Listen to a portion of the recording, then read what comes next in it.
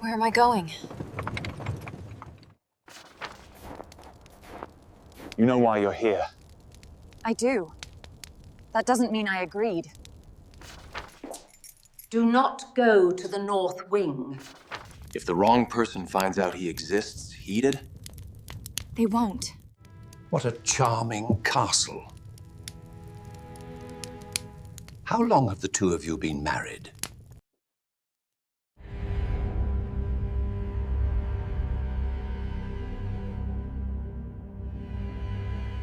There is a place in the Austrian Alps where the snow falls so thick and so silent that the world outside ceases to exist entirely. No roads, no voices, no mercy. The locals called it Wulffstein, the Wolfstone, a castle carved from the grey mountain itself, as though the rock had grown tired of being merely a mountain and had decided in some ancient and violent century to become something more threatening.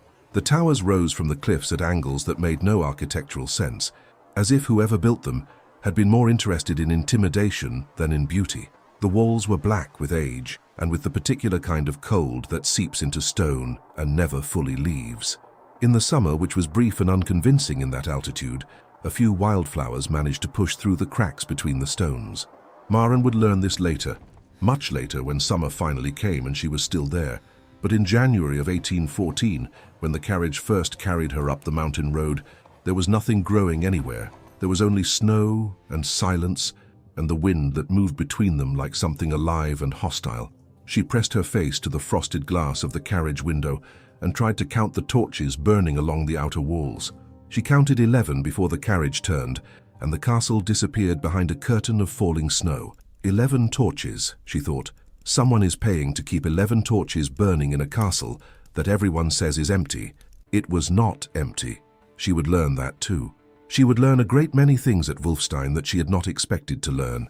She would learn the difference between a man who is cruel and a man who pretends to be. She would learn the sound a child makes when it has been crying so long it has nearly forgotten how to stop. She would learn that secrets, like the castle itself, can be built from grief and from a kind of love so fierce and so desperate that it has no name in any polite language. But she did not know any of this yet. She only knew that her father had sold her, and that the man who had bought her was called the Heartless Lord, and that the carriage was taking her somewhere she could not leave. The snow kept falling, the torches kept burning, and somewhere inside those black walls, a secret was waiting to be found. The papers were already signed when Maren came downstairs. She had heard the voices from her room, her father's and another she did not recognize, low and clipped and precise, with the particular tone of a man who is accustomed to conducting transactions that involve other people's lives. She had heard her own name spoken twice, though the walls were thick and the words themselves had not carried. Only the name, Maren, Maren, like something being counted and found acceptable. She had stood at the top of the stairs for a long moment before descending. The man in the front room was not Count von Wulff. She knew this because he was small and very neat, with a black coat that had no wrinkles and a leather satchel that he held with both hands, as though it contained something breakable. He had the look of a man who worked for someone important, without being important himself, careful, efficient, slightly apologetic, in a way that did not extend to actually apologizing for anything. Her father stood beside the fire. He did not look at her when she entered the room. This, more than anything, told her what she needed to know. "Maren," he said to the fire, "this is Herr Brenner. He represents the Count von Wulff." "I know who he represents," Maren said. Her voice was steady. She was proud of this. "What I don't know is why." Herr Brenner opened his satchel and produced a document. He set it on the table between them, with the careful movements of a man diffusing something. "The terms are quite generous, Fräulein Solberg. The entirety of your father's debt settled in full upon the completion of—" "The terms," Maren said, still steady, "involve me." A pause. "Yes." She looked at her father then. He was still looking at the fire. His hands, she noticed, were shaking slightly, though whether from cold or from shame she could not tell. Heinrich Solberg was not a bad man. This was the worst part of it. He was simply a weak one, a merchant who had borrowed more than he could repay, who had made 3 bad investments in succession, who had gambled on a shipping route that the war had closed, and who had watched his business collapse around him with the particular helplessness of a man who had always believed that things would turn out right in the end. Things had not turned out right. Things had turned out with Herr Brenner in the front room, and a document on the table, and her name spoken twice through walls that were too thick to carry words. "How much?" Maren asked. Herr Brenner told her. She had known it was bad. She had not known it was that bad. "And the Count wants—" She stopped, started again. "What exactly does the Count want?" Herr Brenner cleared his throat. He had done this before, she could tell. The throat clearing was practiced, designed to give the speaker a moment to arrange words in the least alarming configuration. "The Count requires a wife. The circumstances of this requirement are—" Another clearing. Particular. "You would live at Wulffstein. You would attend to the role of countess as required by social necessity. You would not—" he glanced at his document— "be required to perform any duties beyond those of a social nature." Maren stared at him. "He wants a wife who is not a wife. He wants a countess," Herr Brenner said carefully, "who understands the arrangement. And if I refuse?" Her father made a sound. Not words, just a sound, low and defeated, the sound of a man who already knows the answer to a question before it is asked. Maren did not look at him. Herr Brenner looked at the document. "Your father's creditors have been patient," he said. "The Count's offer represents their last patience. If the arrangement is declined, the matter will proceed to the courts within the fortnight," which meant the house, the business, what remained of it, the furniture, her father's remaining dignity, if dignity could be seized and auctioned. Maren stood very still for a moment. She looked at the document. She looked at her father's shaking hands. She thought of her mother's amber brooch pinned at her collar, the only thing she owned that no court could touch, because it had been her mother's, and before that her grandmother's, and it had never belonged to any man who could claim it as collateral. She thought of what it meant to be sold. She thought of what it meant to let her father be destroyed instead. Neither thought was a good one. "When does he want me there?" she asked. Herr Brenner's expression did something complicated. Relief, she thought, edged with something that might have been pity. "The carriage will come the day after tomorrow." She nodded once, turned to leave. "Maren," her father's voice, finally, rough with something he could not quite name. She stopped in the doorway, did not turn back. "He's not—" A pause. "They say terrible things about him, but Brenner tells me the Count has never— that no woman in his employ has ever been—" "Good night, father," Maren said. She went upstairs. She sat on the edge of her bed in the dark. She touched the amber brooch with one finger, feeling the smooth cool of the stone. She did not cry. Crying, she had learned a long time ago, was for people who had other options. She packed her one good dress and her warmest cloak, and her mother's brooch and very little else. The carriage came 2 days later, as promised. She did not look back at the house when it pulled away. The journey took 2 days. The first day was merely cold. The second day was something beyond cold, the kind of temperature that has opinions about you, that presses against the carriage walls and seeps through the gaps in the wood and settles into your bones like a creditor with nowhere else to be. Maren sat wrapped in her cloak and watched the world outside narrow from roads to tracks, to something that was barely tracks at all, just 2 lines of compressed snow between walls of forest, so dense and dark they might have been the edges of the world. The driver did not speak. There was another man beside him on the box, a guard, she assumed, though he carried no visible weapon. He had the look of someone who did not need one. They stopped once at a posting inn, where the road flattened briefly into something resembling civilization. The innkeeper's wife brought Maren bread and a bowl of soup that was mostly hot water with ambitions. She ate it, standing beside the fire. The innkeeper's wife watched her with the particular expression of someone who wants to say something and has decided not to. Maren looked up. "You know where I'm going." Not a question. The woman's expression confirmed it. "Der kalte Graf," the woman said. "The cold Count." She said it the way people say words they have learned to keep quiet around, the way you speak about weather that has destroyed crops or ice that has taken someone's child. Not with drama, with the careful respect of something known to be dangerous. "What do you know about him?" Maren asked. The woman looked at the fire. "He came back from the wars 2 years ago," she said. "Before that he was—" a small shrug. "Just a count. Not warm, but not—" "After he came back, he closed the castle. Sent away most of the staff. The ones who stayed, they don't come down to the village." "Why not?" "He pays them not to." The woman looked at Maren then, directly. "He pays everyone not to. Not to come, not to ask, not to look." A pause. "He pays very well." Maren considered this. Have you seen him since he came back? Once, on the mountain road, last winter. He was riding alone in a storm that should have kept any man indoors. The woman's mouth pressed thin. He rode right past me. Didn't look once. She paused. His eyes are like... She seemed to search for the right word, and failed to find it. Like he's looking at something that isn't there anymore. Maren finished her soup. She thanked the woman.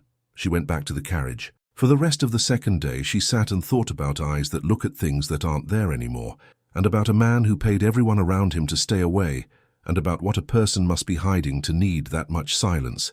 She had not yet thought of it as hiding. She would.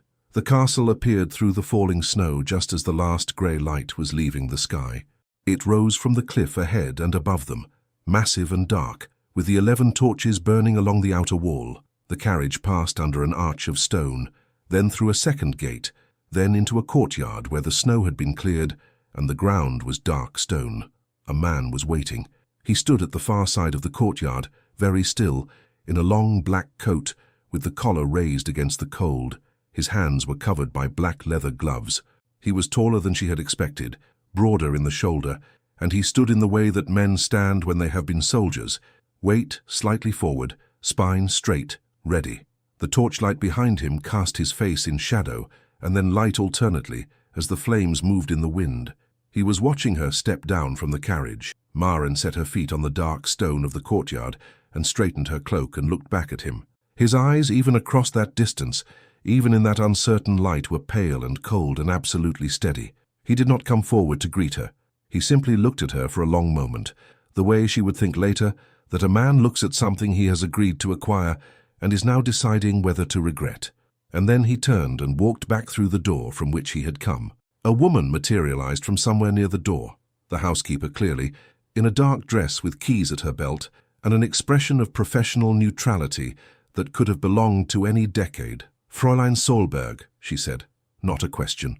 I am Frau Hofer. I will show you to your rooms.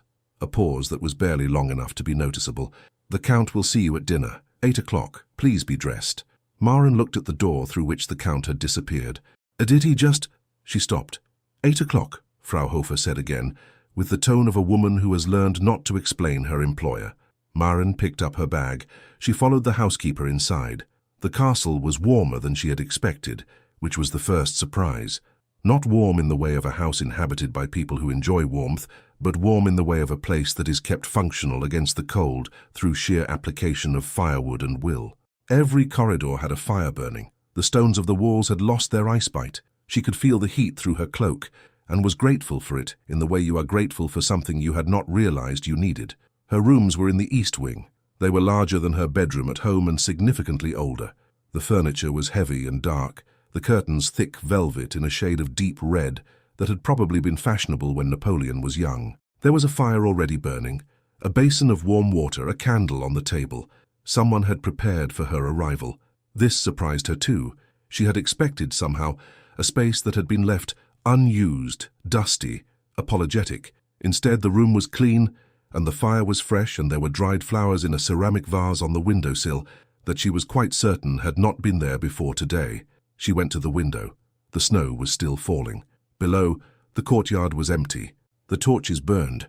She put her bag on the bed and opened it, and took out the amber brooch and held it in her palm. Her mother had been married at 20, to a man she had met twice before the wedding. She had told this story not as a tragedy, but as a matter of fact, the way she told stories about weather and harvest and the practical mechanics of a life lived practically. "You make the best of where you are," she had said once when Maren was 12 and too young to understand what she meant. "You find what's good in it, and you tend it, like a garden." Maren had not understood then. She thought she was beginning to understand now. She pinned the brooch back at her collar and dressed for dinner. The dining room was at the end of a corridor of portraits. She noticed the portraits on the way, a long line of von Wulffs stretching back through the centuries, all of them painted with the particular seriousness of a family that considered seriousness a virtue.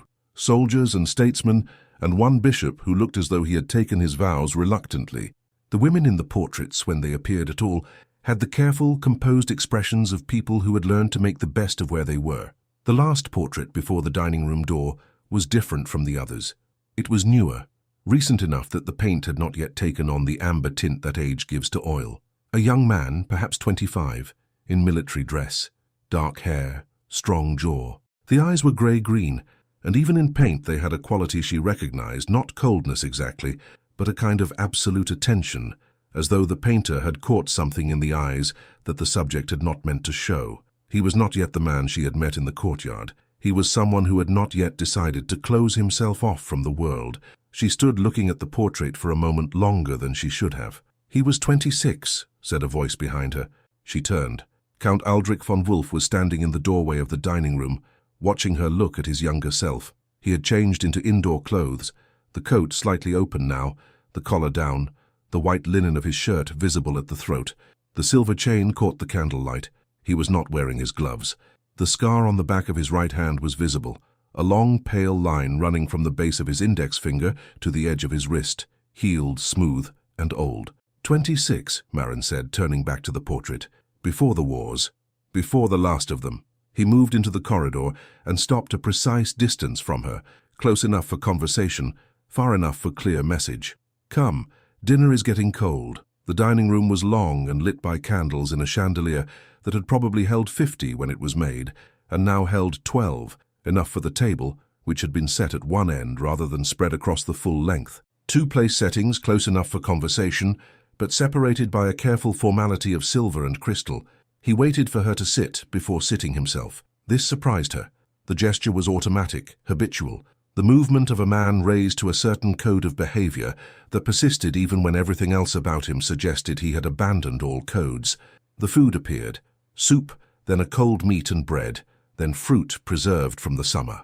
A bottle of wine. He ate methodically without apparent pleasure, the way a man eats when he has trained himself to regard food as fuel. For a long time neither of them spoke. Maren, who had learned to read silences the way she had learned to read weather, read this one carefully. It was not the silence of a man who had nothing to say. It was the silence of a man who was deciding how much to say, and in what order, and what to withhold. She waited. "You know why you're here," he said finally. It was not a question. Herr Brenner explained the arrangement. "Then I'll be direct." He set down his fork. He looked at her with those grey-green eyes that had not, she noticed, looked away from her since she sat down. "You are here because I require the appearance of a marriage. Society has become inconvenient in its interest in my affairs. A countess simplifies things, gives them something to see and nothing to find. A countess who is a distraction," Maren said. "A countess who is a closed door." A pause. "I don't require anything from you beyond that. You will be introduced at the necessary moments. You will behave as expected. You will have access to this wing of the castle, the library, the grounds within the outer wall.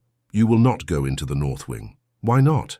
The pause that followed was very brief, barely there, but she noticed it. "Because I keep my personal rooms there, and I value my privacy," he said. The words were smooth. The slight delay before them was not. "I see," Maren said. "Good." She picked up her wineglass. "May I ask why you specifically required a wife now? You've been here 2 years without one."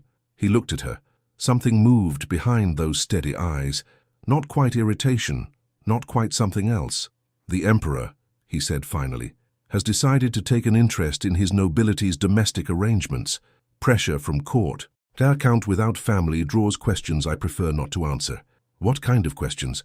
"The kind that require answers," he said, with a finality that was itself an answer of sorts, an answer that said, "There are things here I will not tell you, and you should understand this now before you become curious about them." Maren understood it completely. She also understood, with the clarity of someone who has spent years watching a father try to hide his debts beneath a pleasant expression, that there was something in this castle that he was protecting, and that the protection was costing him a great deal, and that the performance of coldness was precisely that, a performance. She did not say any of this. "All right," she said instead. "The north wing is yours. I won't go there." He looked at her for a moment longer than required. Then he nodded once and returned to his food. The dinner ended. He rose when she rose. He walked her to the door of the dining room and said, "Frau Hofer will show you anything you need. Breakfast is at 7 if you want it. If you don't, it doesn't matter." A pause. "Good night, Fräulein Solberg." "It's Countess von Wulff now," she said, "isn't it?" Something very small happened at the corner of his mouth. Not a smile. The idea of a smile that had decided not to commit. "So it is," he said. "Good night, Countess." He walked back into the dining room and closed the door. She stood in the corridor of portraits for a moment. The young man in the last painting looked back at her with his paint eyes. She went to bed and lay awake for a long time, listening to the wind. The first week passed in a kind of careful silence. She learned the rhythms of the castle, the way you learn the habits of a strange animal, by watching, by keeping still, by noticing what makes it flinch. Wulffstein had its own tempo, which had nothing to do with clocks or convention, and everything to do with the man at its center. He rose before dawn. She would hear him sometimes crossing the courtyard in the grey pre-light, his boots on the stone, moving with the contained energy of someone who has been awake for hours. He spent the mornings in his study, which was in the south tower. He appeared for dinner at 8 and ate in the same methodical silence. He was not unkind. He was simply absent, present in the room and absent from it at the same time, the way certain men learn to be when they have trained themselves to occupy space without quite inhabiting it. The staff was small. Frau Hofer, who ran the castle with quiet ferocity and answered questions about it with practiced deflection. Kessler, the guard, who had the most still face she had ever seen on a living person. 2 kitchen girls, young, local, who arrived each morning and left before dark, and seemed under specific instructions not to speak about anything they observed. An old groundskeeper named Bruno, who tended the outer walls and the stables, and smelled permanently of horses and snow. No guests, no visitors. Not in that first week. The castle was an island, and the snow was its sea. On the 4th day, she found the library. It was in the west wing, behind a door she had assumed was a storage room. It was not a storage room, it was 2 floors of shelves, a gallery running around the upper level, a reading table near the window that looked out at the snow-covered mountain. The books were in German and French and some in Latin, and one shelf in English which she could read haltingly, her mother having been particular about languages. She took down 3 books. She sat at the reading table. She spent the afternoon there while the snow fell outside, and the fire in the corner burned itself down, and she forgot, for a few hours, to be anxious about where she was. When she finally looked up, the light outside had gone grey. She had been there 4 hours. "Frau Hofer says you have been in the library since noon." The Count was in the doorway, not threatening, simply there, observing. He had come without sound, or she had been too absorbed to hear him. "I hope that's all right," Maren said automatically. "Then you said I could access this wing." "You can." He came into the library, moved along the shelves with the slight ease of someone who knows a room very well, stopped, and took down a book without looking at the title. He knew exactly where it was. "I was going to suggest you might want to eat something. It's 5:30. She looked at the window. The light was, indeed, nearly gone.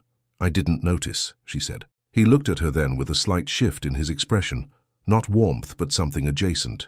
"What were you reading?" She showed him the cover. It was a book on alpine botany from the 1780s, with hand-colored illustrations of plants that grew above the tree line. He looked at the cover. Something moved in his expression. That complicated small motion she was beginning to catalogue, the slight alterations that were his version of reactions, other people showed plainly on their faces. "My mother's," he said. "She collected botanical works." He set the book back on the shelf and then seemed to remember he had come to tell her something. "There is food in the kitchen. Frau Hofer will—" "I can find the kitchen," Maren said. He looked at her. "Yes," he said. "I expect you can." He left. She sat there for a moment after he had gone. The fire in the corner had burned down to coals. Through the window the mountain was dark and white and silent. She found the kitchen. She ate, she went to bed. On the 7th day she heard the child. It was past midnight. She had been reading by candlelight, the alpine botany book which she had decided she liked, when the castle shifted into the particular quality of silence it took on late at night, when even the fire seemed to burn more quietly. She had been listening to the wind, which had its own character at Wulffstein, sometimes high and distant, sometimes moving along the exterior walls in a way that sounded almost deliberate, as though the mountain were testing the stonework. She was not alarmed at first by the sound. It came from the direction of the north wing, muffled by walls and distance, barely distinguishable from the wind at first. A thin wavering note that her brain catalogued and dismissed twice before she really heard it. A child crying, not the sustained wail of a child in immediate distress. The lower, exhausted sound of a child who has been crying for some time and is losing the energy for volume. small and remote and utterly alone in a way that made something in her chest do something uncomfortable. She set down the book. She stood up. She sat back down. He had told her clearly. North wing, not for her. Personal rooms, private space, closed door. She had agreed. She had meant it. She sat for a full 2 minutes and listened. The sound did not stop. She picked up her candle and went to the door and opened it into the dark corridor. The castle at night was a different place than the castle in the day, the same architecture, the same cold stone, but without the movement of staff and fire, it became something older and less managed. The candle she carried threw moving shadows across the portraits in the corridor. The old von Wulffs rippled and shifted in the light. The north wing was at the end of the main corridor, past the staircase, through a door that was slightly different from the others, heavier, with a bolt that was, she noticed, thrown back, not locked. She stood at the door and listened. From somewhere beyond it, the sound continued, thin and worn and small. She put her hand on the door handle, pushed it open. The corridor beyond was like the others, and unlike them, the same stone, same cold, but there were no portraits here, no decoration at all, just walls and a door at the far end from which a thread of firelight showed beneath the frame. The sound was coming from behind that door. She walked toward it. Her candle shook slightly in some draught she could not feel, and the shadows shifted around her. She did not knock. Later, she would not be able to say why. Only that knocking seemed wrong somehow, too formal for the urgency of a sound like that. She opened the door. The room was small and warm. A fire burned high, much higher than necessary, perhaps to guard against the cold of the stone walls on all sides. There was a plain wooden crib near the fire, and beside it a narrow chair, and in the chair, no one. The chair was empty. But in the crib, wrapped in blankets, a child lay, small and red-faced and crying the slow, exhausted cry she had heard through the walls. Not an infant, old enough to be aware, old enough to have opinions, but still small. 18 months, perhaps 2 years. The age where children understand far more than they can express and feel the difference between alone and not alone with absolute certainty. Maren crossed the room before she was aware she had made a decision to do so. She picked up the child. The crying stopped, not immediately, but in the way sound sometimes stops in a room when a door is closed, a gradual fading to hiccuping silence. Small hands gripped her dressing gown. The child, a boy, she thought, pressed his face against her shoulder and breathed in the ragged way of children who have been crying long enough to forget why. "Hush," Maren said quietly. "Hush. It's all right." It was not all right. She had no idea whether it was all right. She had never held a child this young in her life, and she had no idea whose child this was, or why it was in the north wing of the castle Wolfstein in the middle of January, or who had left it alone in a room in the middle of the night. But the child had stopped crying, and his small hands were gripped in her dressing gown, and she stood in the warm, fire-lit room and held him and waited. She did not wait long. Footsteps in the corridor, quick, familiar, unmistakable. The door opened. Count Aldrich von Wulff stopped in the doorway. He looked at her. He looked at the child in her arms. The expression on his face was the least composed she had yet seen. Not panic, not quite, but something in that neighborhood. The look of a man who has been managing a very controlled situation and has just discovered that it is no longer controlled. They looked at each other for a long moment. "You were supposed to stay in the East Wing," he said. His voice was even. The evenness cost him something she could see. "He was crying," Maren said. "For a long time you weren't here. I was in the courtyard." A pause. "I heard him stop. I came back." The boy in her arms stirred slightly, turned his head to look at the man in the doorway. Something in the small face registered recognition. A familiar person, a familiar room, but he did not reach for the Count. He stayed against Maren's shoulder with his fists in her dressing gown. Aldrich looked at this for a moment. "You need to put him down," he said. "Go back to your rooms. We will discuss this tomorrow." "We can discuss it now," Maren said. His jaw tightened. "Countess, I've held this child for 5 minutes and I'm already attached," she said, with a calmness that surprised her. "Tomorrow is a long time away. Tell me who he is." A silence. The fire cracked. The boy breathed steadily against her shoulder. Aldrich stepped fully into the room and closed the door behind him. He moved to the other side of the crib and stood there with his arms crossed, looking at the fire, and the expression on his face was something she did not have a name for yet, the expression of a man who has carried something alone for a very long time and is standing at the edge of deciding for the first time whether to set it down. "His name is Luca," Aldrich said. He told her very little. This was, she would learn later, both characteristic and deliberate. He told her that the boy had been left in his care, that Luca was approximately 18 months old, that he was healthy, that he did not speak yet but would in time, that he had been at Wulffstein for 8 months. He told her that the child was not his. He said this in the flat tone of someone who has anticipated the question and has decided to answer it before it is asked, and she noticed that the flatness was a kind of armor, that he said it the way you say a thing when the saying of it costs you something, but you will not allow anyone to see the cost. He did not tell her who Luca belonged to.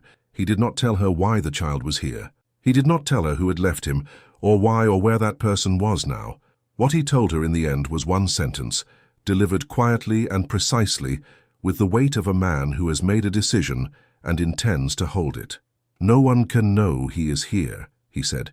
"Not the kitchen girls, not Bruno, not Frau Hofer's sister in the village who brings the flour. No one. If anyone asks, you have not seen a child in this castle. You have seen nothing unusual." "Why?" Maren asked. He looked at her, those eyes steady and pale in the firelight. "Because," he said, "if the wrong person knows he exists, he will not be alive by morning." The silence after this was very long. Luca had fallen asleep against her shoulder, his breathing the slow, deep rhythm of a child who has finally, after a long time crying, given up and surrendered to sleep. She felt the weight of him, small and warm and trusting in the absolute unthinking way that sleeping children trust whoever is holding them. She looked at the man across the crib. The firelight made the scar on his hand visible, the old pale line against the dark of his skin. "I see," she said for the second time. "Do you?" He was watching her carefully. "Enough," she said. "Enough to understand that you didn't bring me here for the Emperor's social convenience." Something moved in his face. That was part of it. And the other part? A pause. The boy needed someone. He looked at the crib. He needed someone who could be here without questions. Someone with a reason to be at Wulffstein that the world would accept. He stopped. That was another pause, longer. Not something I could explain to Herr Brenner. The arrangement served multiple purposes. Maren sat down in the empty chair beside the crib. She looked at the sleeping child in her arms. He was dark-haired, with lashes that lay thick against his cheeks, and small clenched fists that had gone slack in sleep. He looked, she thought, like every sleeping child she had ever seen, innocent of everything except his own need to be held. He needed a mother, she said quietly. Not an accusation, just the fact of it. Aldrich said nothing. "And you couldn't be—" She stopped herself, started differently. "You've been caring for him alone. Frau Hofer knows he exists," Aldrich said. "She has helped, but she is—" He seemed to search for the word. "Not suited to the hours. Children did not keep hours. This was the thing about very young children. They required presence at unpredictable intervals, in the night, in the early morning, without warning and without apology. It was work that could not be scheduled into a ledger or delegated to a monthly payment." She looked at Aldrich. She tried to imagine him, this contained, controlled, deliberate man, walking a crying child at midnight, rocking a crib at 2 in the morning, doing it alone for 8 months while performing, for the world outside, the convincing fiction of a man who cared about nothing and wanted to be left alone. "You've been getting up at night," she said. "Every night." "For 8 months." He looked away from her, at the fire. "I need to know more," she said. "Not everything, but more than this." "Not tonight," he said. His voice was quieter now. Something in it had shifted.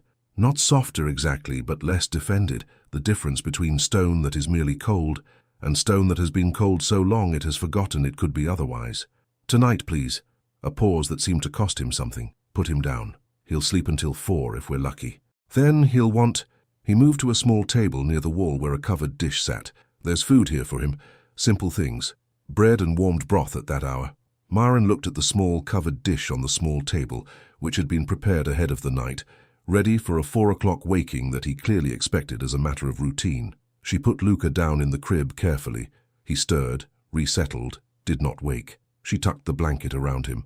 He had the smell of young children, which is warm and specific and impossible to describe accurately, except to say that it makes something in the chest do the same uncomfortable thing she had felt when she first heard him crying through the walls. She straightened up, looked at Aldrich. "Good night," she said. He nodded. She went to the door. Stopped. "He's going to wake at 4, she said. "You've been doing this alone for 8 months. She paused. "I'll take the 4 o'clock." She did not wait for his response. She went back to her rooms and got into bed and lay for a long time in the dark, not sleeping, thinking about a child with dark lashes and clenched fists, about a man who had isolated himself from the world and paid everyone around him for their silence, about secrets that had to be kept because the wrong knowledge could end a life. At 4:10, she woke without an alarm. She wrapped her dressing gown around her and went down the corridor to the north wing. Aldrich was already there, standing by the crib. The child was awake and fussy, but not crying yet. The edge of fussiness, the precursor stage. He was standing looking into the crib with the expression of a man who has spent 8 months learning to read the language of an infant's face and is now translating it for himself. He heard her come in, turned. They looked at each other. "I said I would come," she said. "I know," he said. He stepped back from the crib. She picked up Luca. He settled against her immediately.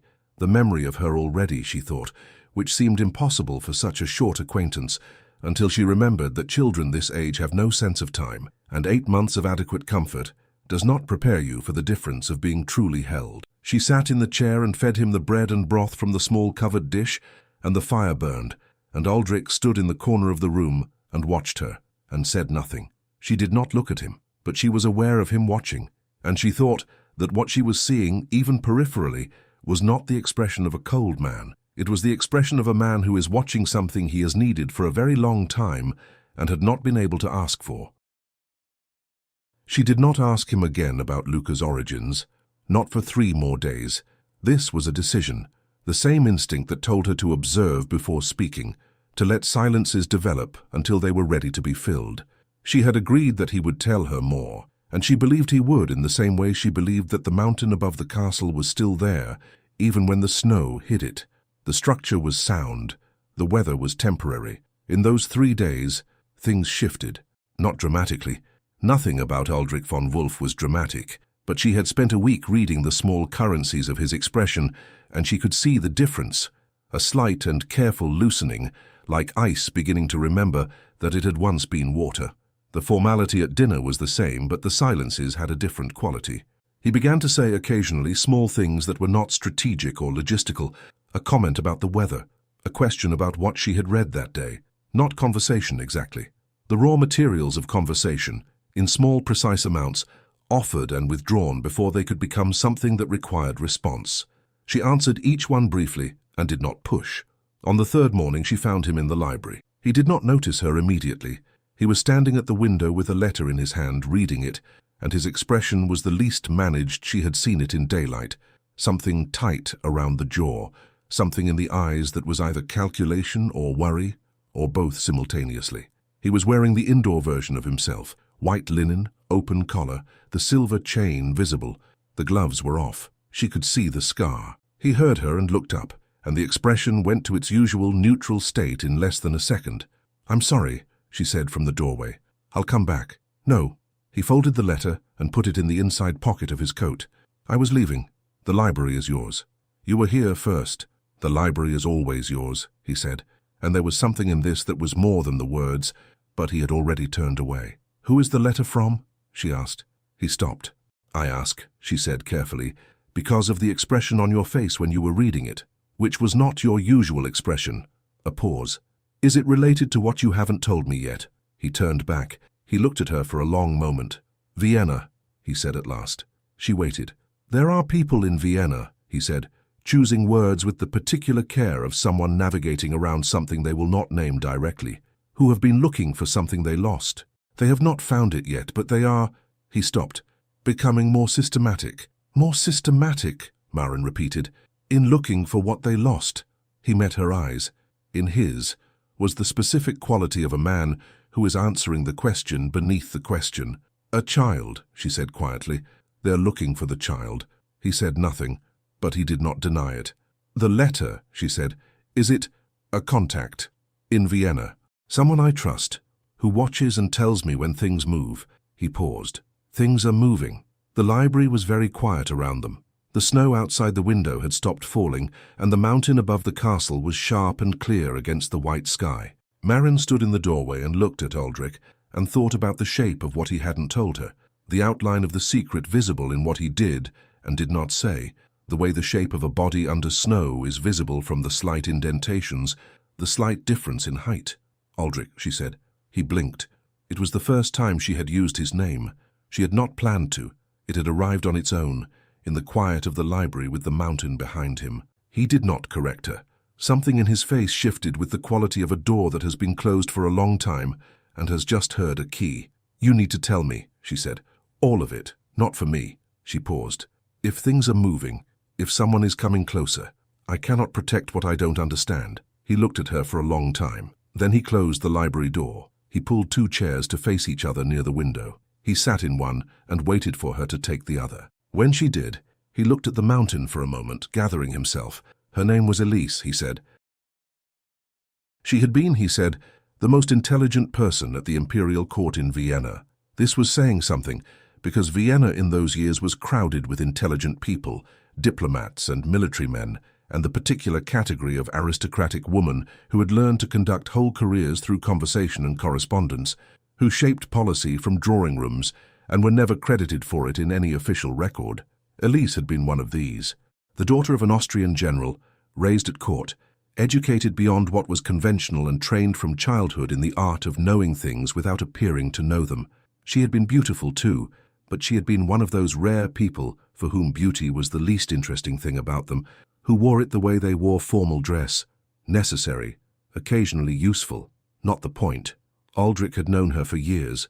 Not as a lover, he said this in his flat, preemptive way, but as a friend, which in the social geography of the imperial court was a rarer thing, an alliance of 2 people who had decided to trust each other with actual thoughts rather than performed ones.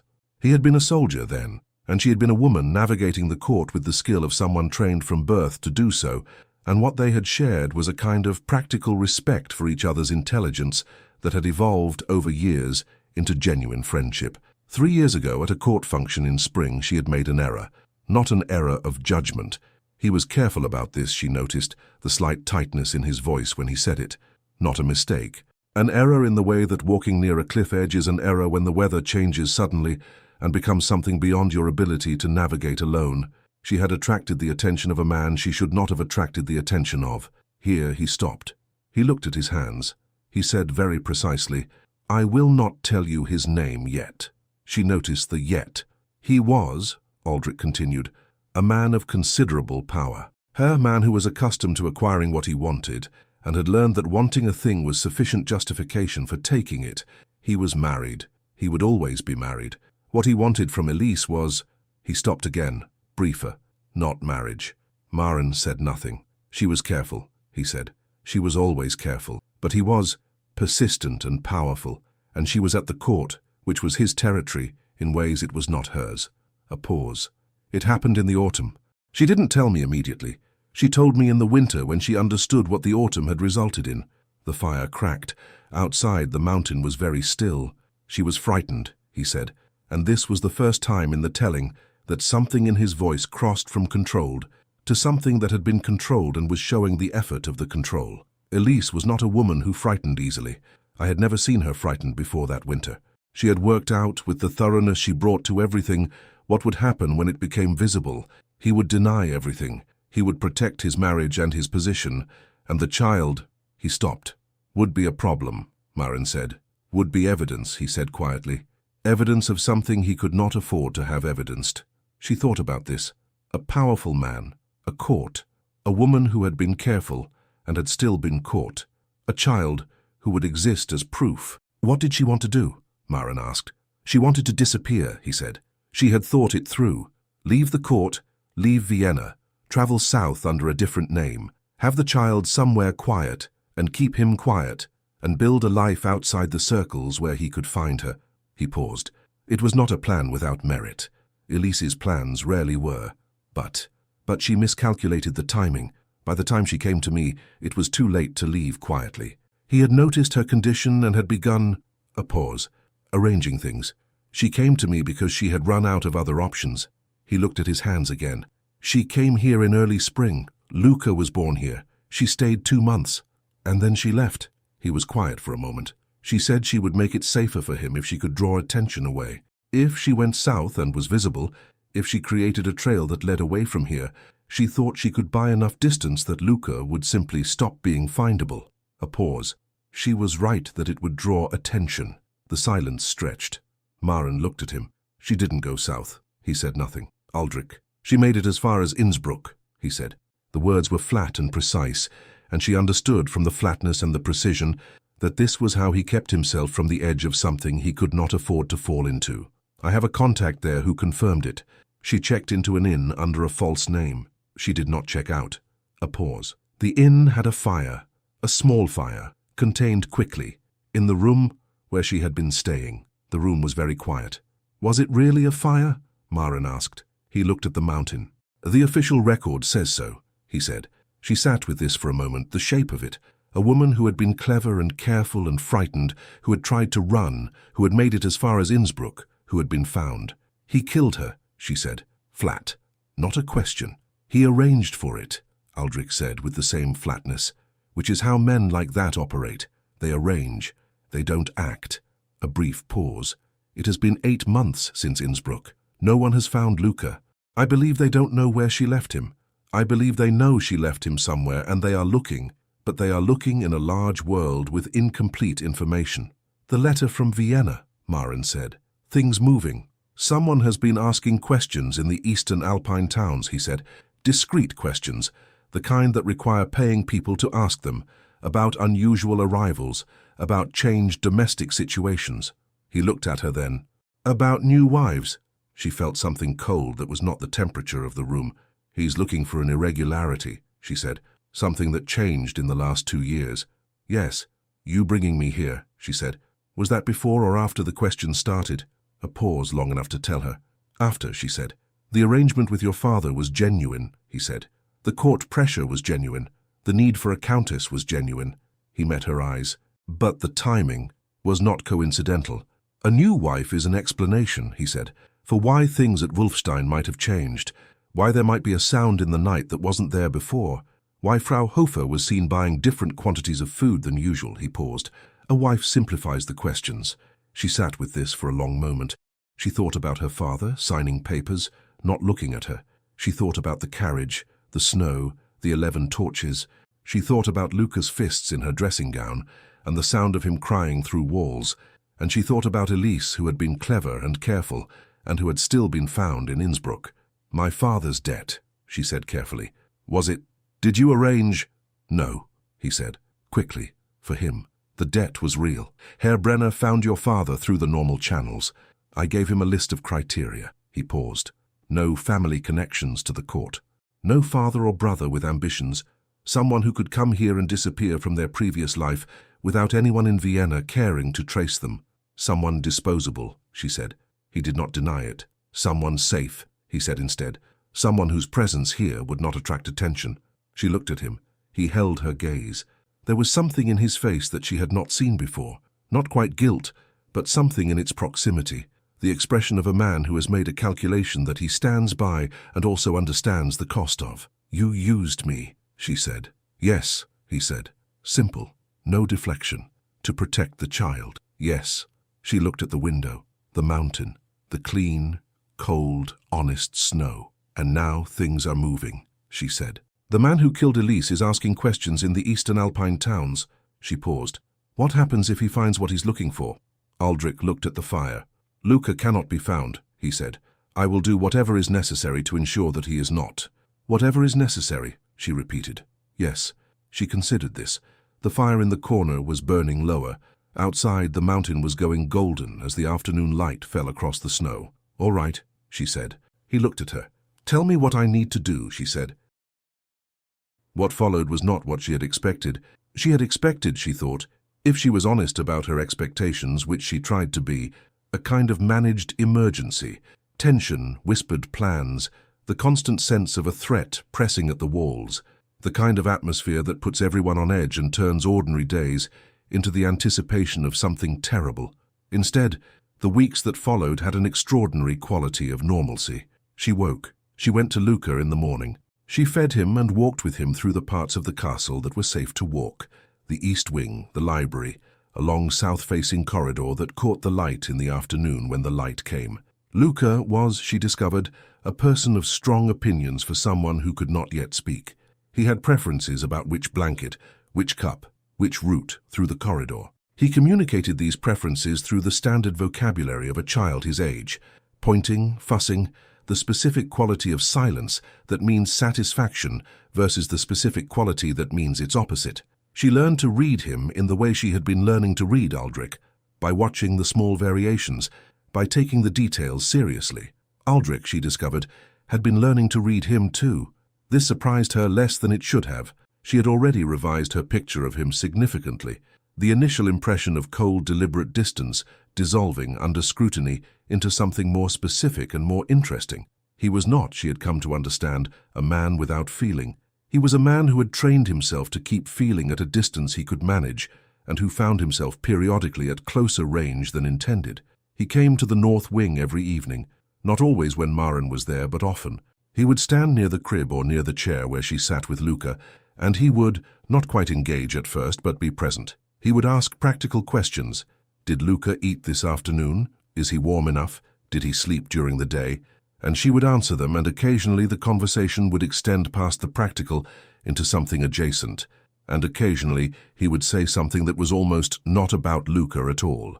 The first time she heard him laugh was a Tuesday in February. Luca, who had recently discovered the existence and properties of the silver chain around Aldrich's neck, had made a grab for it during one of Aldrich's inspections of the north wing, and had caught it and pulled with the full uninhibited strength of a determined 18-month-old. The result was Aldrich's face coming suddenly very close to Luca's, with a surprised expression that was the most unguarded thing she had seen on him. Luca, delighted by this development, pulled again.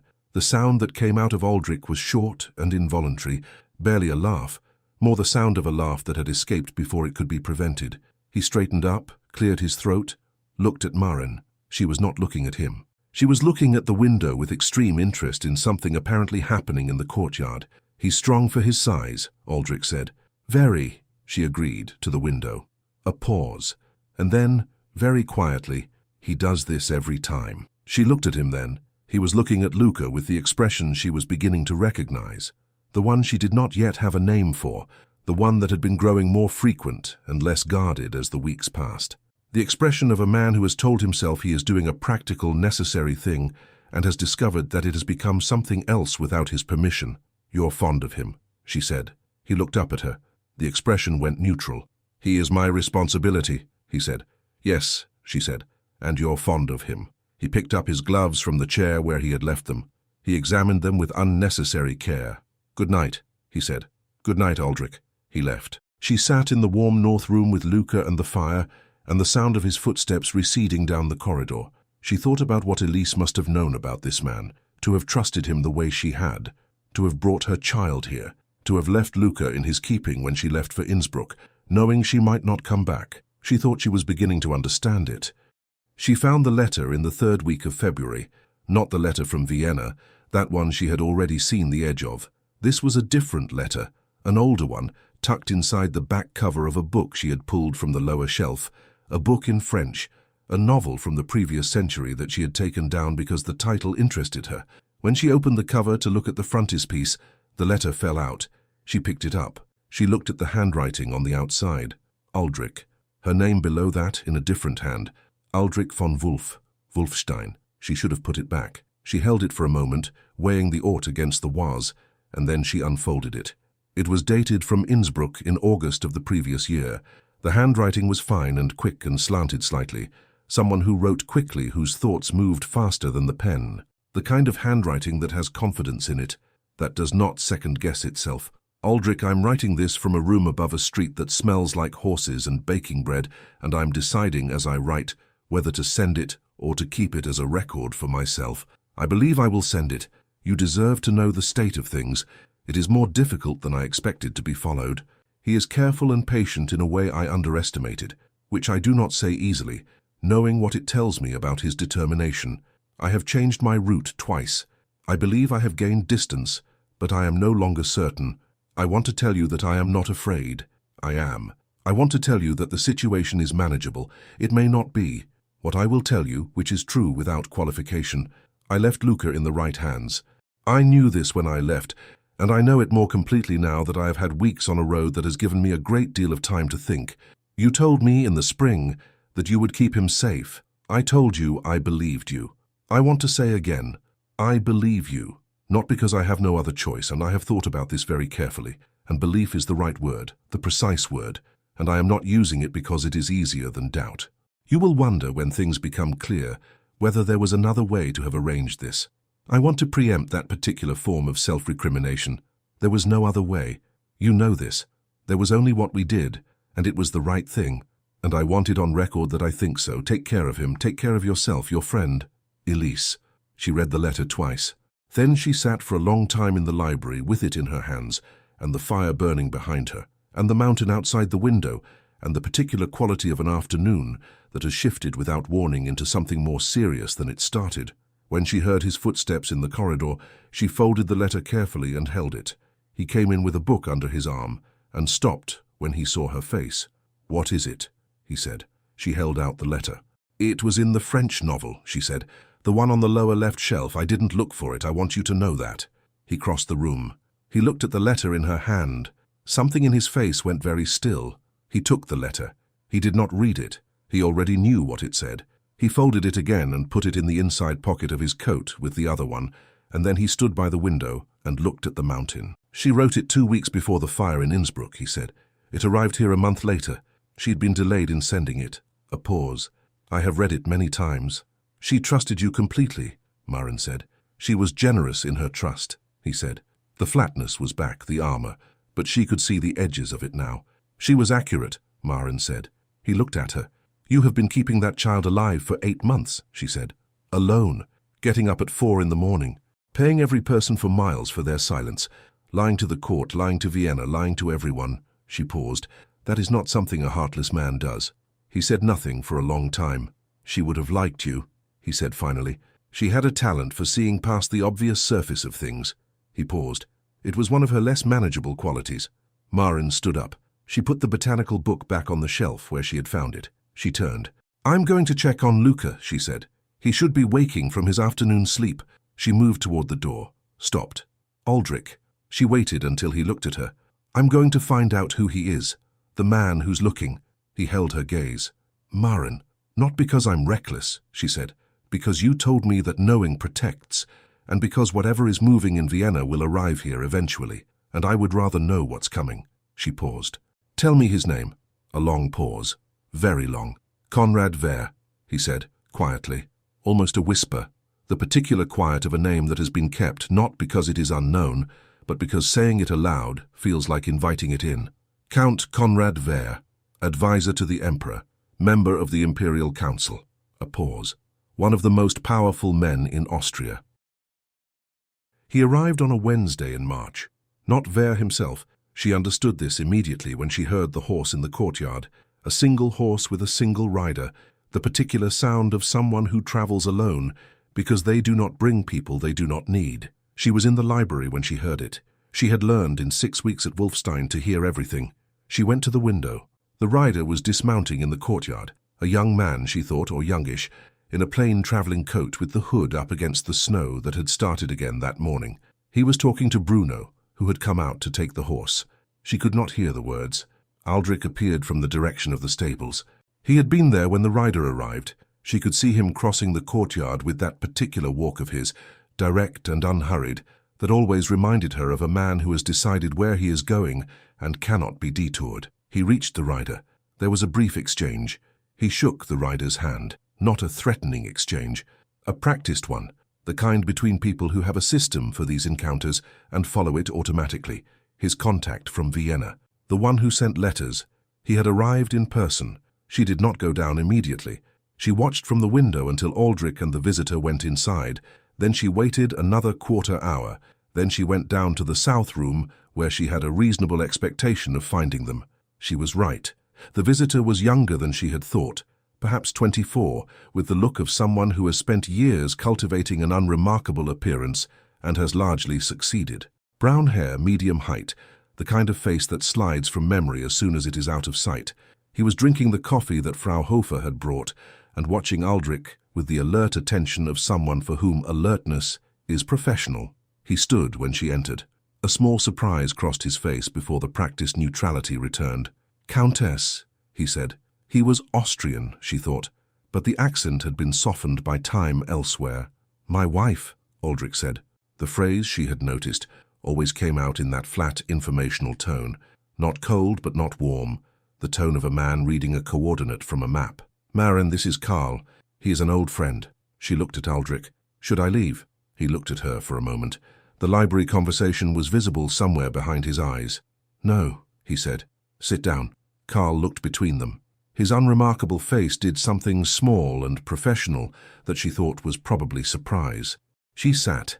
What Karl had come to tell them took the rest of the afternoon to tell in full, including the pauses for translation of context that she needed, and the pauses where Aldrich stood at the window and thought, and the pauses where Karl drank coffee and chose his words with the particular care of someone who has learned that information given wrong can do more damage than information withheld. The shape of it was this.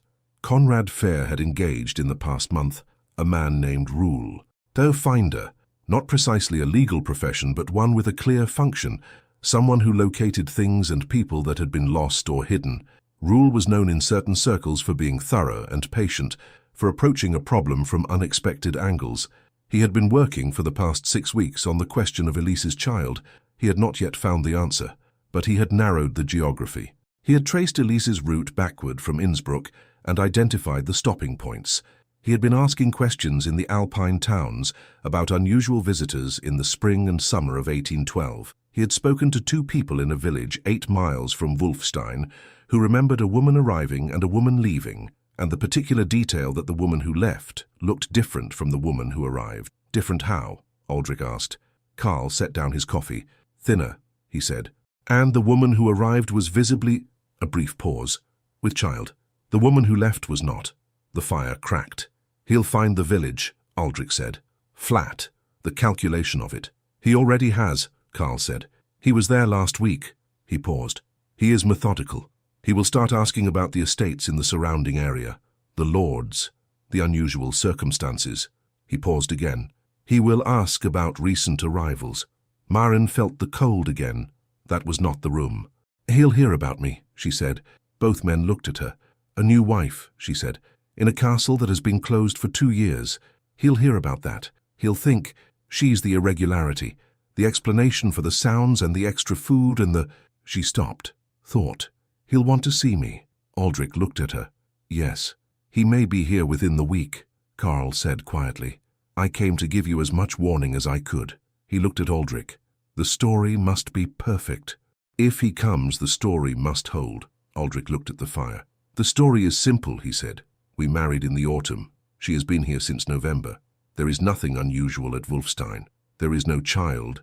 There is nothing worth finding." He paused. "The story holds because there is nothing in it that is not plausible." "He will speak to the staff," Karl said. "The staff will say what they are paid to say. He will look. Let him look." Aldrich looked at Maren. "The north wing will be locked. Frau Hofer will manage Luca for the duration of any visit. The visit will be brief because there will be nothing to find and nothing to hold him here." A pause. "We will receive him. We will be hospitable.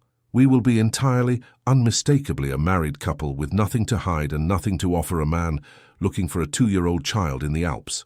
Maren met his eyes. "Entirely, unmistakably a married couple," she repeated. "Yes," he said. She held his gaze. "All right," she said. The preparations began the next day. They were in some ways the strangest days she had spent at Wolfstein.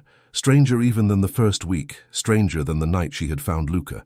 There was a performance being assembled, and she was one of its players, and the rehearsal was conducted in the peculiar mode of 2 people who were pretending to be something they were not, while inhabiting the same spaces and having the same conversations and doing essentially the same things they had been doing for 6 weeks, which made the pretending both easier and more complicated. The easiest part was Luca. Frau Hofer, who had, it turned out, a dry and practical intelligence that Maren had underestimated, took charge of the north wing arrangements. The room was identified early in any visit and kept secured. A second room was prepared 2 floors below it, in the deepest interior of the north wing, stone walls on all sides, a room where noise would not travel. Not a harsh room. She made it warm, added the familiar blankets and the small dish and the things Luca had developed preferences about. Luca, who was adaptable with the specific adaptability of children who have lived in a world of adults managing around them, accepted the new room with his usual mixture of opinions and compliance. The harder part was the rest. "When did we meet?" she asked, on the first preparation evening.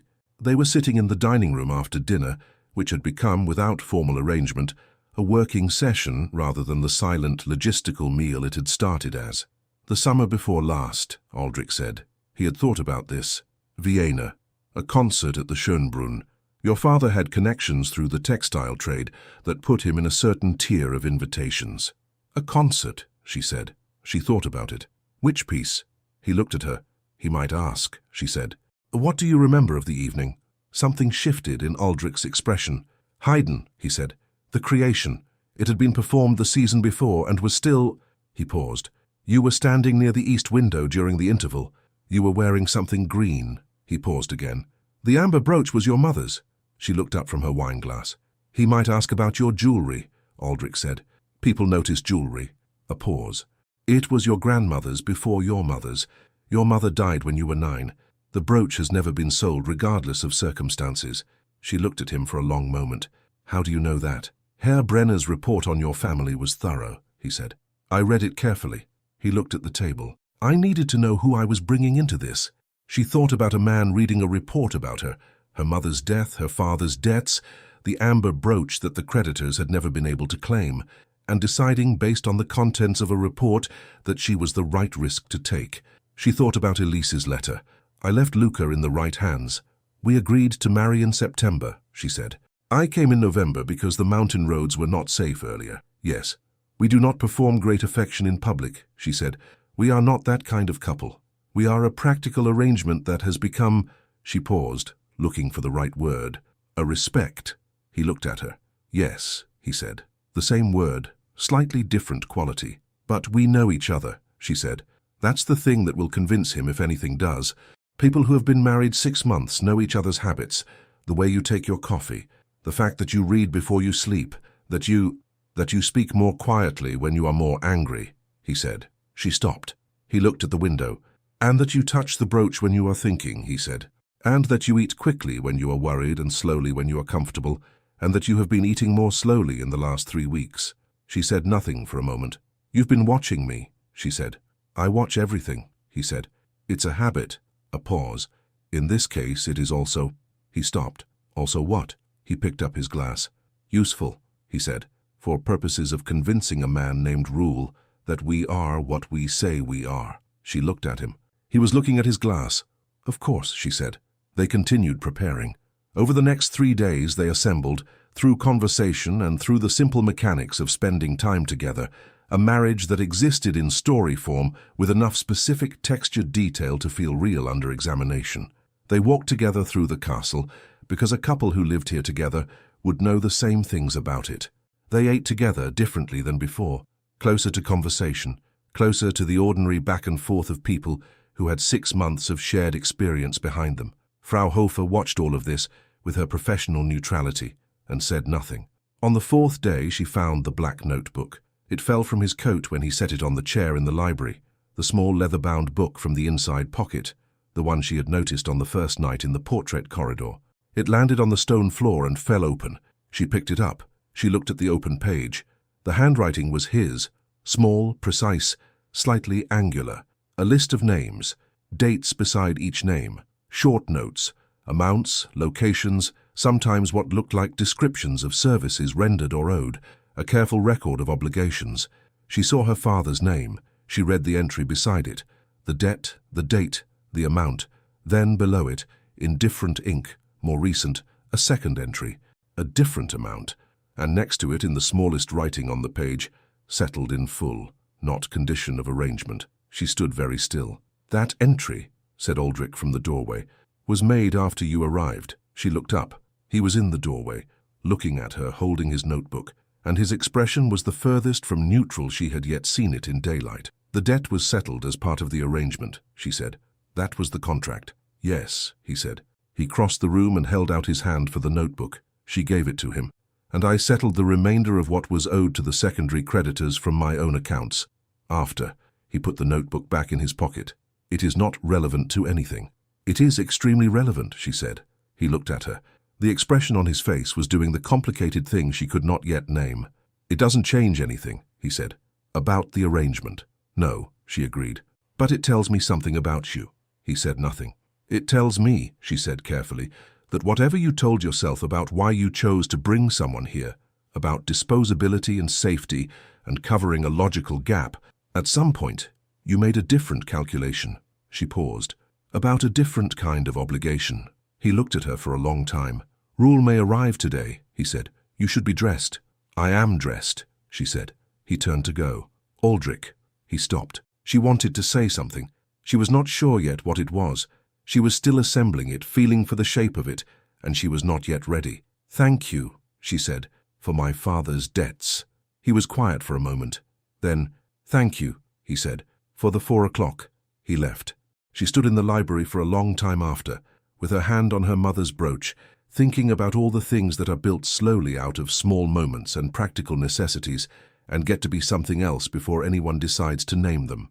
He arrived on a grey Thursday afternoon that could not decide whether to snow. He came with one man, a quiet, thin-faced person who stayed near the horses and did not come inside. Rule himself was nothing like what she had imagined. She had assembled, from what Aldrich had told her, a picture of someone obviously dangerous, someone whose profession would show in his face or his manner. She had been wrong. He was perhaps 50, with the pleasant, rounded face of a professor or a physician, and a brown coat that was practical but respectable, and a way of moving through the castle's entrance hall that was so relaxed, so naturally at home, that she found it more alarming than obvious threat would have been. He was the kind of dangerous that took the cup of coffee he was offered, and thanked Frau Hofer for it, and said something amiable about the castle's situation in the Alps that was perfectly calibrated to put people at ease. Aldrich met him in the entrance hall. Maren came down the staircase, the timing deliberate, arriving in the middle of the introduction rather than before or after it, the way someone comes down the stairs in their own home when they hear a visitor below. Both men looked up. "My wife," Aldrich said. "Maren." Rule looked at her with his pleasant professional eyes, and she looked back at him with the calm of someone who has nothing to hide and everything at stake simultaneously, and she thought, "I need to be entirely real, not a performance of a real person.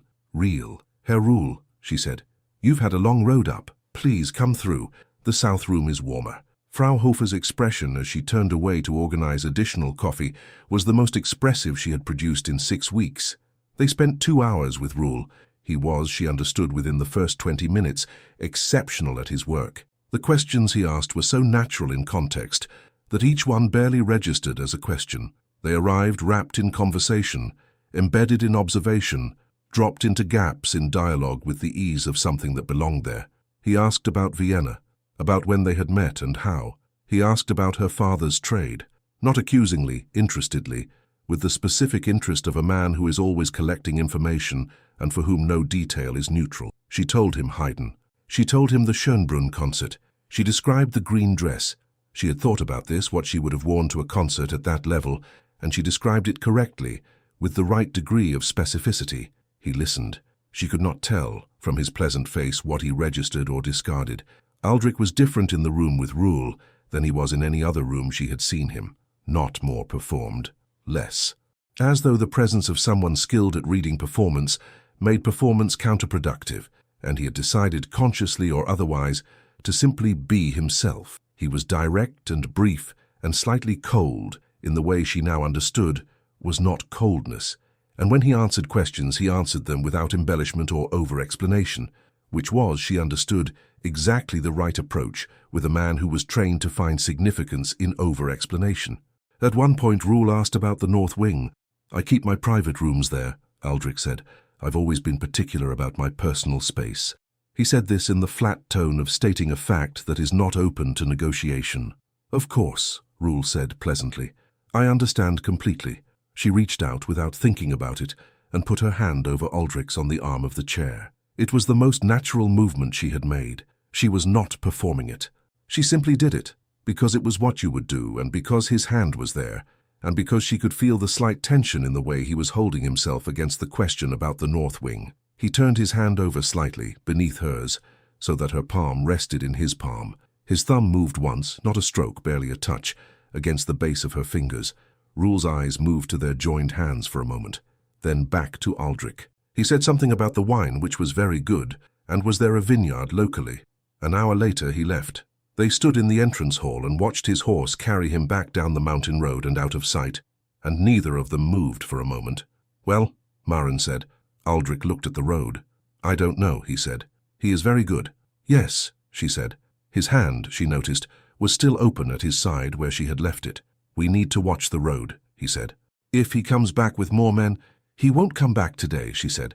"Whatever he came to assess, he's assessed it. He'll go back to Ver with what he found." She paused. "What did he find?" Aldrich was quiet for a moment. "A married couple," he said. "In a castle in the Alps, nothing unusual." He paused. "I hope." She looked at the road where the rider had disappeared. The snow had begun, finally, soft and slow, the quiet afternoon snow that was so different from the storms. "Aldrich?" she said. "Yes. When you turned your hand earlier in the south room—" He was quiet. "Was that—" She stopped. "Was that for Rule?" A very long pause. "No," he said. She looked at him. He was looking at the road, at the falling snow, at the mountain. "Come," he said. "We should check on Luca." They went inside. She followed him through the castle and up the stairs to the north wing, and she thought that of all the things she had not expected about Wulffstein, the library, the portraits, the 4 o'clock feedings, the letter from Innsbruck, she had not expected this. The particular feeling of walking beside someone in a cold stone castle and feeling, despite everything, entirely warm. Rule did not come back that day, or the next, or the week after. The snow continued, the mountain kept its counsel. Karl sent a brief letter, 3 lines in a cipher Aldrich translated for her, saying that Rule had returned to Vienna, had reported to Ver. The report had been inconclusive. Rule had found a married couple in a castle in the Alps, and nothing unusual beyond that, nothing he could take to a man like Ver as certainty. It was not enough. Karl's second line said this plainly: "Ver does not trust intermediaries with things that matter enough. He is coming himself." She set the letter down. "When?" she said. "Karl doesn't know exactly. Within the month." Aldrich looked at the window. "He will come with the appearance of a social call. That is how men like Ver operate. The threat arrives dressed as courtesy." She was quiet for a moment. The fire cracked. Outside, the mountain was doing nothing in particular, which was what it always did and which she had stopped finding reassuring. "Then we have time to be ready," she said. He looked at her. "You're not afraid." "I didn't say that," she said. "I said we have time." He held her gaze for a moment. Then something settled in his face. Not relief, not quite, but the specific quality of a man who has been carrying something alone and has just remembered he is not carrying it alone anymore. "Yes," he said, "we do." She sat with this, the reprieve, the temporary nature of it and what that meant about the months ahead, about Luca, about the question of what happened next. How long a child could be kept in a north wing in an alpine castle before the keeping became its own kind of damage, before the world outside became an abstraction that would take years to make real. She raised this with Aldrich one evening, after Luca had gone to sleep and they sat, as had become their habit, in the corridor near the north wing, where they could hear him if he woke. "He can't stay here forever," she said. "In the north wing. He needs—" She paused. "Children need to go outside. They need air. They need to see something beyond stone walls and 2 adults. Aldrich looked at the wall. He had a quality in the evenings that was different from the daytime. The day's management loosened slightly, not into vulnerability, but into a version of himself that was more visible, the difference between a landscape at midday and the same landscape at dusk, when the angle of light shows the texture of things. "I know," he said. "In the spring," she said. "If the threat is quieter, if things hold—" "In the spring," he agreed. "When the snow is gone, he could go out into the east courtyard. The walls are high, no one would see—" He stopped. "You've thought about this," she said. "I've thought about all of it," he said, "since before he arrived." A pause. "I thought about what it would mean for him growing up here, what I could give him and what I couldn't." He looked at his hands. "I'm not—" He stopped again. She waited. "I am not someone who was prepared for this," he said. "I was not prepared for a child. I did not—" He turned the silver chain between his fingers, a habit she had begun to notice. "Elise knew that when she brought him here. She trusted me with the protection. She did not—" He paused. "She did not think about what comes after protection, whether I would know what to do with a child who survived." "You've done remarkably well," Maren said. He looked at her. He was crying for an hour before you heard him that first night, he said. I did not. I knew he needed something I couldn't give him. I stood there for an hour and I couldn't. He stopped. She understood. The picture of it, this contained, controlled man standing beside a crib in the early hours, knowing the child needed something and not knowing how to be the thing that was needed. The hour of standing and failing to provide. The specific failure of someone who can manage anything tactical and cannot manage the particular helplessness of a child's grief. That's why the arrangement changed, she said. The timing. Yes. He was quiet for a moment. I told myself it was for Rule, for the cover. It was also... He stopped. For Luca, she said. Yes. She looked at him. He was looking at the wall. The silver chain was still between his fingers. Aldrich, she said. He looked at her. You have done everything right, she said. You have kept him safe for 9 months. You've been up at 4 in the morning and you have been careful and thorough and you have kept him safe. She paused. The rest, learning what he needs, learning how to be the thing he needs, that's not a failure of preparation. That's just what parents do. She paused. They learn. He looked at her for a long time. Parents, he said. She held his gaze. Yes, she said. The words sat between them in the corridor with the fire behind them, and the sleeping child beyond the wall and the mountain outside, making its cold, patient noise against the stone. He did not say anything else. She did not say anything else. But something had been named that had been waiting to be named, and the naming of it changed the shape of the evening and of the ones that followed. The message from Carl arrived on a Tuesday morning, delivered by a rider who did not stop for coffee. Aldrich read it in the South Tower study and came to find her in the library. He did not say anything when he entered. He simply held out the folded paper. She took it. She read it. 2 days. She set it on the table between them. All right, she said. He looked at her for a moment. All right, he repeated, not mockingly, with the specific quality of a man who has been waiting to see how someone will receive a piece of information and has received his answer. They spent the morning going over everything, not rehearsing. They had moved past rehearsal weeks ago. This was a different kind of preparation, the final check of a thing that has been built carefully and must now hold under examination. She recited details about him without being asked, how he took his coffee, which hand he favored, the torch on the north wall he relit himself when the others had already been seen to. He listened with an expression she had learned to read, the slight recalibration of someone discovering the extent to which they have been observed. You've been watching me, he said. I watch everything, she said. It's a habit, the corner of his mouth. In the afternoon, she went to Luca. Frau Hofer had already begun moving things, the familiar blankets, the small covered dish, the objects Luca had developed opinions about, deeper into the north wing, into the interior room, with stone on all sides where sound did not travel. Luca, who was adaptable with the particular adaptability of children raised among careful adults, allowed himself to be carried through the new corridor and set in the new space, and offered a piece of bread, which he accepted with the dignity of someone granting a concession. Maren sat with him until he slept. Then she went back to the corridor outside and stood for a moment in the dark. Aldrich was already there. They had been doing this for weeks. The corridor, the low torch, the hour after Luca slept. It had started as logistics and become something else so gradually that neither of them had identified the moment of change. She had stopped trying to identify it. Some things, she had decided, did not need to be charted to be real. He'll ask about Vienna first, Aldrich said. That's where he'll start. Mutual acquaintances, shared events, things that can be verified. I know, she said. And then he'll look for the gap, he said. The place where the story doesn't quite, where the detail is 1 degree too smooth, where it sounds rehearsed. I know, she said again. Aldrich. He stopped. We're ready, she said. He looked at her in the low torchlight. The torch was burning almost out. They had stayed later than usual, she realized, later than they meant to. His face in that last amber light was the version of him she had come to know in this corridor, the one that did not exist elsewhere in the castle, the version without the management, without the distance. Maren, he said, not as a call, not as a preface to something practical. Just her name, said quietly in the dark of the north wing corridor, with the torch almost gone, for no reason she could identify except that he had wanted to say it. She understood exactly what that meant. Good night, Aldrich, she said. She walked to her room. She did not look back, but she knew without looking that he stayed in the corridor for a long time after. He arrived at 2:30 on a Thursday afternoon with a closed black carriage, 2 mounted riders ahead and 2 behind, and the particular quality of arrival that belongs to men who have decided that being seen to arrive is itself a form of communication. Maren was at the library window when she heard them. She counted, took the measure of it. Then she went to dress. She came down the staircase in the middle of the introductions, not before, not after, the timing of someone who lives here, and heard a visitor below. Vere was in the entrance hall when she descended.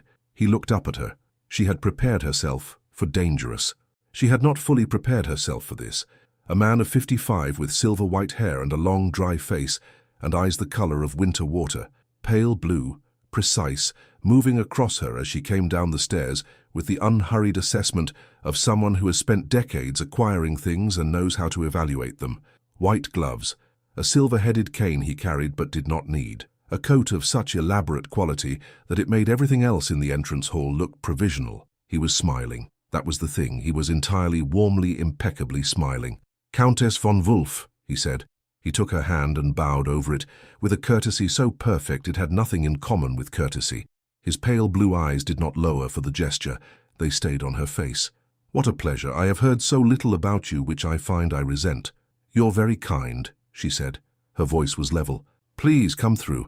The south room is warmer." She felt Aldrich beside her as she turned. The particular awareness of him she had developed over months, the way she always knew where he was in a room without looking. He was steady, contained, the version of himself that had decided to simply be himself rather than perform, because performance was visible to a man like this. They sat in the south room. Frau Hofer brought coffee. Vere settled into the best chair with the ease of a man for whom comfort is a form of power, and looked around the room with his pleasant, measuring eyes. He began with Vienna. Of course he began with Vienna. The concerts, the court, the season before last, who had been where and with whom. He asked with the warm interest of a man who simply enjoyed conversation, who found people endlessly fascinating, who had no agenda beyond the pleasure of a good afternoon in a mountain castle with a cup of coffee. His eyes never stopped working. She told him Haydn. She told him the Schönbrunn. She described the evening, the green dress, the east window, the interval. She described it with the ease of someone accessing a real memory, because it was a real memory now. They had made it real together, in the dining room over several evenings, and the making had been so thorough that she could no longer find the seam between what she had invented and what she had lived. Aldrich answered when addressed and volunteered nothing. He was brief and slightly cold in the way she understood was not coldness, and he answered without embellishment, and she could see Vere registering this, filing it. A man who does not over-explain, which is either innocence or very good training, and either way is difficult to read. At some point Vere mentioned the north wing. It was casual. A comment about the architecture. These old alpine castles, the way they accumulated additions across the centuries, each lord adding something. Was the north wing the oldest part? "I keep my private rooms there," Aldrich said. "I've always been particular about my space." Brief, flat, the statement of a fact that was not open to negotiation. "Of course," Vere said pleasantly. She reached out and put her hand over Aldrich's on the arm of the chair. She did not plan it. She felt the slight tension in him when Vere asked about the north wing, the almost invisible tightening, and her hand moved before she had decided to move it. The instinct of someone who has been paying attention for months. His hand turned under hers, the palm opening, her hand in his. She kept her eyes on Vere. Vere's pale blue gaze dropped to their joined hands for exactly 3 seconds. Then back to his coffee cup. "The wine is extraordinary," he said.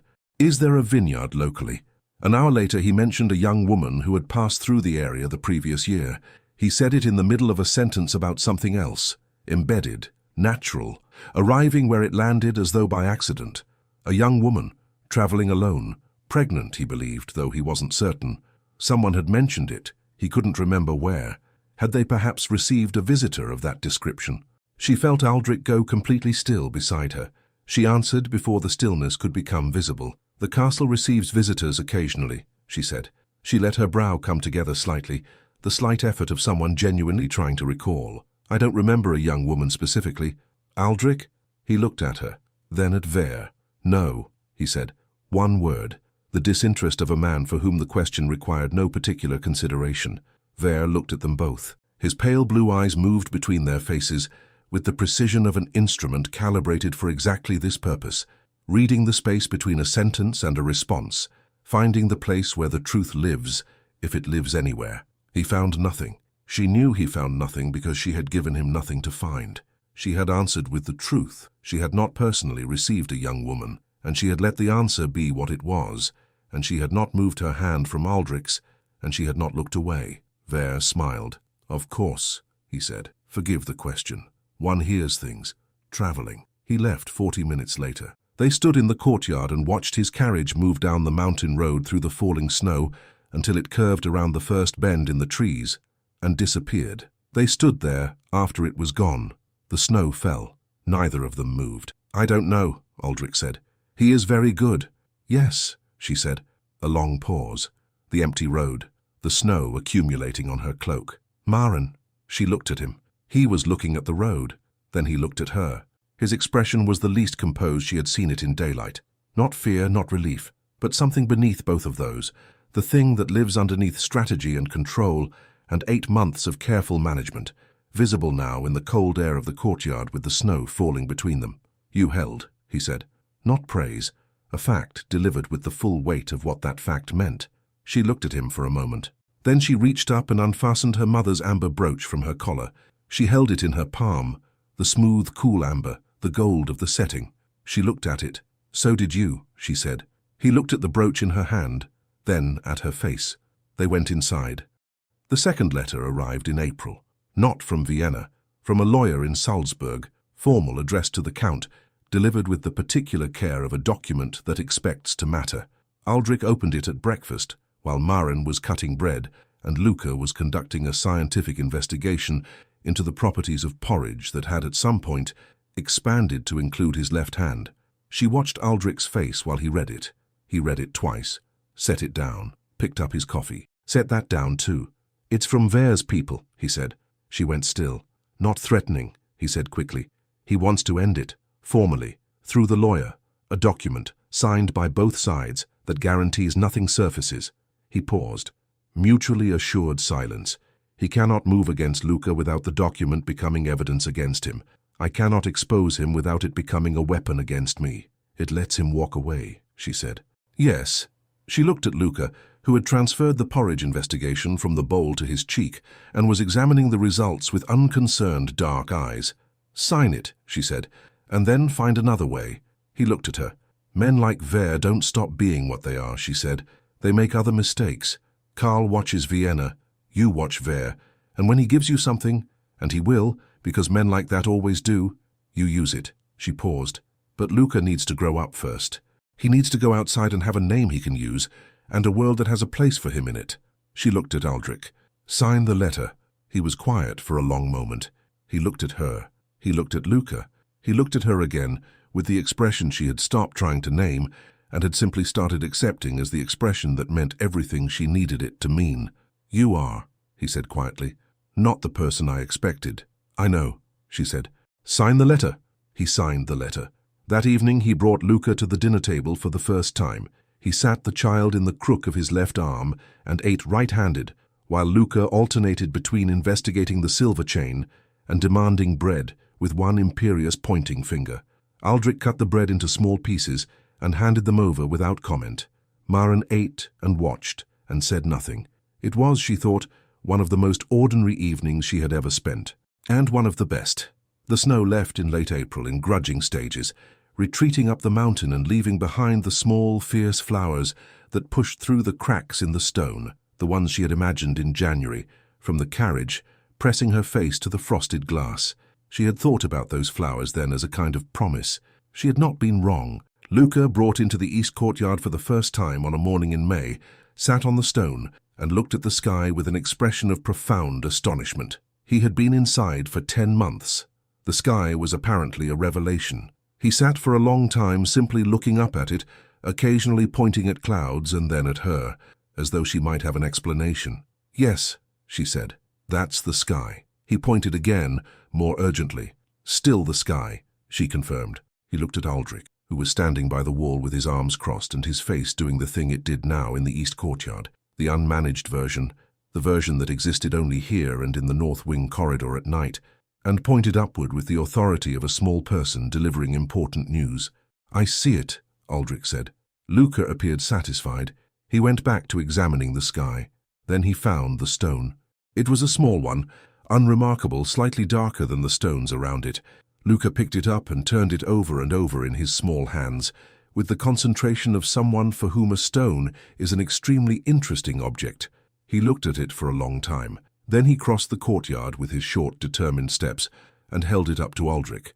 Aldrich crouched down. He took the stone. He looked at it with the seriousness it had been offered with. "It's a very good stone," he said. Luca looked satisfied. Maren stood by the wall and watched, and the spring light fell across the castle stones, and somewhere in the cracks between them the wildflowers were doing what wildflowers do at that altitude in that season, quietly, persistently, without requiring anyone to notice. The letter from Karl arrived on a Tuesday in January, exactly 1 year from the night she had first heard Luca crying through the walls. She brought it to Aldrich in the library, where he was reading in the low winter light with Luca asleep against his shoulder. The child had fallen asleep somewhere in the middle of an afternoon that had started as a tour of the lower shelves and had apparently ended with gravity. Aldrich was holding him with the arm that held the book and turning pages with the other, and doing both things as though this were entirely normal. It was. He looked up when she came in. She held out the letter. He took it, opened it without disturbing Luca, and read. She watched his face. Something moved there, a tightening, then a careful steadying, the expression of a man receiving news he has been both expecting and dreading. "Where?" he said. "What happened?" "Not what I arranged." He looked at the letter. Another woman, a minister's wife in Prague, a correspondence that was found. He paused. He was removed from the council last week. The inquiry is thorough. He folded the letter. He will not be in a position to pursue anything for a considerable time, if ever. She sat down in the chair across from him. "It's over," she said. "The immediate threat is over," he said carefully. He looked at Luca, who slept with the vast indifference of the very young to the machinations of the powerful. "I will continue to watch." "Of course," she said. He looked at her. "You said men like that make other mistakes." "I did. You were right. I'm right with some regularity," she said. "You've started to notice." The corner of his mouth. "With some regularity," he agreed. She looked at Luca. His face, sleeping, had the smooth innocence of someone who does not know and will not need to know, for many years, what was done for him, what was risked, what was kept and carried in silence, so that he could grow up into a world that had a place for him in it. He would know eventually. Aldrich had decided this, and she agreed. Not now. Later, as a story. As the story of a woman named Elise, who had been brave and careful, and who had, in the end, been right about the man she trusted. "We should expand the library," she said. He looked at her. "He'll start asking about the books in a year," she said. "The lower shelves are already within his reach. He pulled 3 last Thursday. I found them in the east courtyard." Aldrich looked at the lower shelves. "My mother's botanical volumes," he said. "The same ones." A pause. "She would have—" He stopped, looked at the sleeping child. "She collected those for 20 years. She would have read every one to him." "Then we'll read them to him," Maren said. He looked at her. "We have time," she said. Outside the library window the snow was falling. The quiet January snow, the kind that falls as though it has nowhere in particular to be, that settles over the mountain and the castle walls and the east courtyard, with its spring promise hidden under the white. The torches burned along the outer walls, 11 of them as they always had. She had stopped being alarmed by this castle. It had happened so gradually she could not name the moment. Somewhere between the 4th day and the east courtyard, and the evenings in the corridor, and the 4 o'clocks, and the letter from Innsbruck, and the stone, that was a very good stone. Somewhere in all of that, Wulffstein had become hers, not because she had been bought for it, because she had chosen it, in all the small and daily ways that choice is actually made, not in a single dramatic moment, but in accumulation, morning by morning, fire by fire, word by word. Luca stirred in Aldrich's arms. He did not wake. Aldrich turned a page. The snow kept falling. The torches kept burning. And in the library of a castle carved from a grey mountain above the Austrian Alps, in the quiet of a January afternoon, something that had started as a transaction had become, through a year of 4 o'clocks, and 1 night of a letter in a botanical book, and a morning in a courtyard with a stone, and 1 Thursday afternoon, when a dangerous man with pale blue eyes had looked for something and found nothing, the particular thing it had wanted to be all along. It did not need a name more specific than this. It was simply home.